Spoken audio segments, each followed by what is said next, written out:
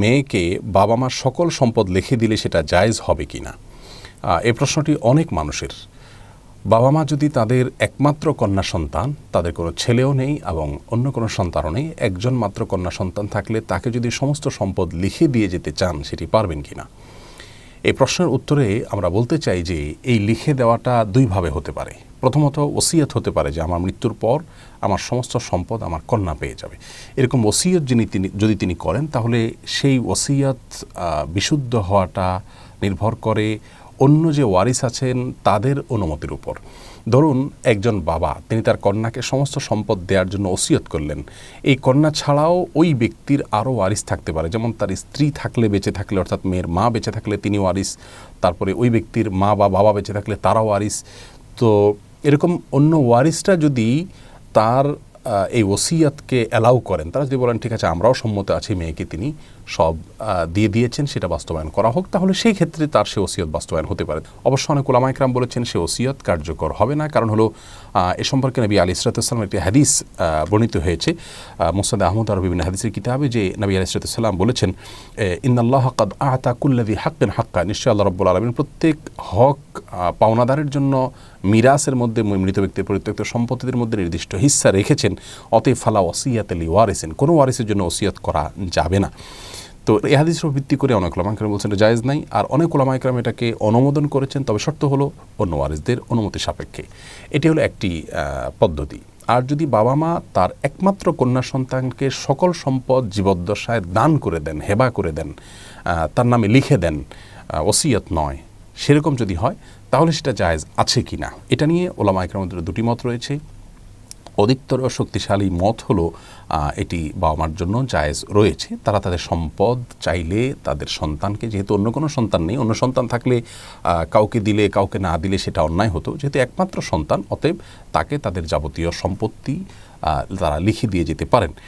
তবে অন্য ওয়ারিসদেরকে বঞ্চিত করবার জন্য, ধরুন মৃত ব্যক্তির মা আছেন, বাবা আছেন, স্বামী, পুরুষ হলে তার স্ত্রী আছেন, স্ত্রী হলে তার স্বামী থাকতে পারেন, যদি থাকেন ওয়ারিসরা এবং তাদেরকে বঞ্চিত করাই যদি উদ্দেশ্য হয় তাহলে সেটা অনুচিত কাজ এবং অনুত্তম কাজ। আল্লাহ রাব্বুল আলামিন সূরা নিসার ১ নম্বর আয়াতে বলেছেন আবাউকুম ওয়া আবনাউকুম লা তাদরুন আইয়ুহুম আকরাবু লাকুম নাফআ, তোমাদের মা বাবা, তোমাদের সন্তান সন্ততি কে তোমাদের অধিকতর উপকার আসবে তোমরা জানো না।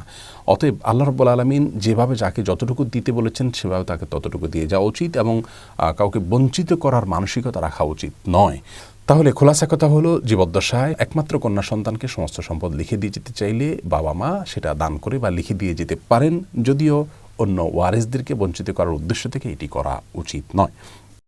এরপরে প্রশ্ন হলো, আমার বাবা আমাদের সব ভাইকে উচ্চশিক্ষায় শিক্ষিত করেছেন এবং সবাই আলহামদুলিল্লাহ ভালো অবস্থানে আছেন। আমাদের এক ভাইকে তিনি উচ্চশিক্ষায় শিক্ষিত করতে পারেননি এবং তিনি আর্থিকভাবে সবার থেকে বেশ কিছুটা পিছিয়ে আছেন। এই কারণে বাবা যদি তাকে অতিরিক্ত কোনো সম্পদ দিতে চান সেটা কি তিনি দিতে পারবেন? গুরুত্বপূর্ণ এবং আমাদের খুব কমন একটি প্রশ্ন। সচরাচর বাবা মা যদি সন্তানদের কাউকে বঞ্চিত করবার উদ্দেশ্যে কারোর প্রতি বিশেষ দুর্বলতার কারণে সম্পদ একজনকে বাড়িয়ে দিয়ে অন্যদেরকে বঞ্চিত করেন তাহলে সেটা জায়েজ হবে না, গুনাহ হবে। এবং এ বিষয়ে নবী করিম সাল্লাল্লাহু আলাইহি ওয়াসাল্লামের অনেকগুলো হাদিস কিন্তু রয়েছে পরিষ্কারভাবে।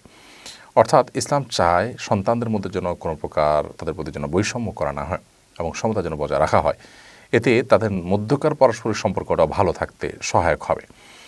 কিন্তু কোনো সন্তান যদি পিছিয়ে পড়েন, ধরুন কোনো সন্তান দুরারোগ্য ব্যাধিতে আক্রান্ত বা সবসময় অসুস্থ থাকেন, অথবা তিনি পড়াশোনা করতে পারেননি বা তিনি নানাভাবে আর্থিকভাবে অনেক বেশি পিছিয়ে আছেন অন্যদের চাইতে, তো সেই কারণে তার সেই দুর্বলতার কারণে যদি রিকভার করার জন্য বাবা তাকে কিছু দেন তাহলে সেটা জায়েজ হবে, সেটা কোনো নাজায়েজ বা হারাম হবে না, কারণ এখানে অন্যকে ক্ষতিগ্রস্ত করার উদ্দেশ্য নয় এবং তার প্রতি যৌক্তিক কোনো কারণ ছাড়া যে বিশেষ কোনো আপনার উদ্দেশ্যমূলকভাবে তাকে অতিরিক্ত টাকা পয়সা দিয়েছেন ব্যাপারটা সেরকম নয়, অতএব সেটা জায়েজ আছে। অতএব কোনো বাবা কোনো মা তার কোনো সন্তানকে যদি অতিরিক্ত সম্পদ দেন কিংবা অন্যদেরকে যা দিয়েছেন একজনকে একটু বাড়িয়ে দেন, এই কারণে যে তিনি পিছিয়ে আছেন অথবা তার যৌক্তিক কোনো কারণ আছে অথবা সে খুব ধার্মিক দিনদার, অতএব সেজন্য তাকে পুরস্কার স্বরূপ একটু বাড়িয়ে দিলেন, অথবা সে ভালো সেজন্য তাকে একটু উৎসাহ দিলেন, তো এরকম যদি করেন, অথবা বাবা মার সেবা